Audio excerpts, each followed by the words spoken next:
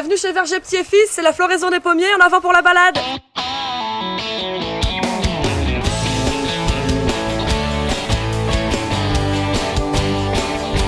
Donc salut à tous, on est au Verger Petit et Fils, les pommiers sont en fleurs, c'est la plus belle période de l'année.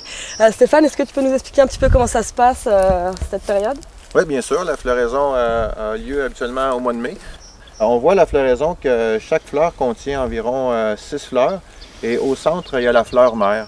Une fois que la fleur mère est pollinisée, les autres ne vont pas générer de pollen parce qu'on a déjà la fleur mère qui est la plus importante qui est pollinisée.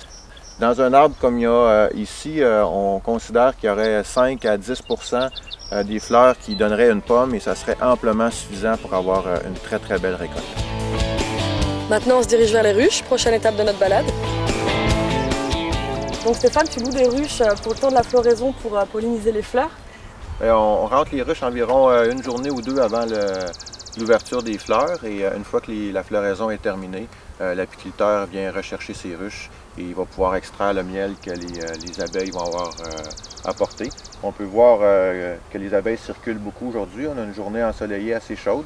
Les ouvrières vont aller butiner des milliers de fleurs chacune.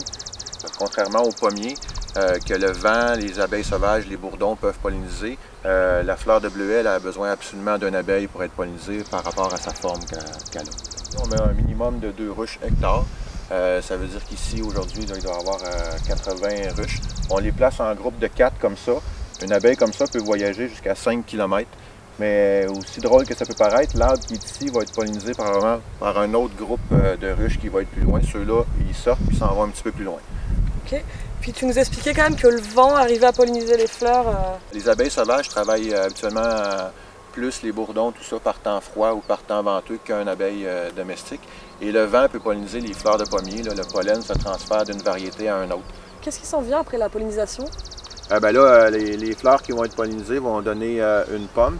Les autres vont tomber. On va voir apparaître les petites pommes d'ici environ 10 jours.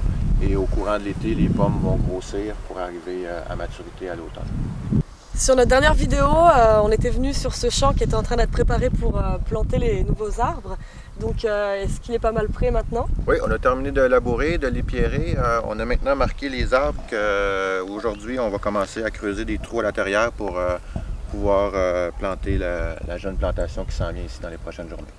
Là, tu vas planter combien d'arbres dans cette zone-là? Ici, la zone qu'on peut voir autour de nous, il va rentrer 1000 nouveaux pommiers.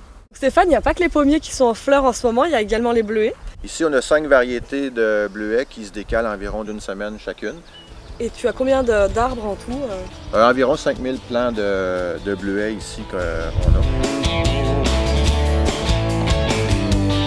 Et qu'est-ce qui s'en vient après la floraison? Après la floraison arrivent les magnifiques pommes et ensuite on fabrique l'excellent cidre. Un cidre que vous pouvez découvrir dans nos boutiques, parfait pour se rafraîchir cet été. Alors on va laisser nos pommiers et nos bleuets fleurir tranquillement, puis on se revoit pour la prochaine vidéo, qui est quand d'ailleurs, Stéphane? Début juillet, quand les bleuets vont être à maturité, on va commencer la cueillette et on va pouvoir inviter les gens à venir cueillir les bleuets en famille. Ici au domaine du Flanc Sud et au Verger Petit, on a plein d'activités pour les familles, des jeux et la cueillette bien sûr. Bon bah merci Stéphane en tout cas, puis à la prochaine vidéo alors. Merci.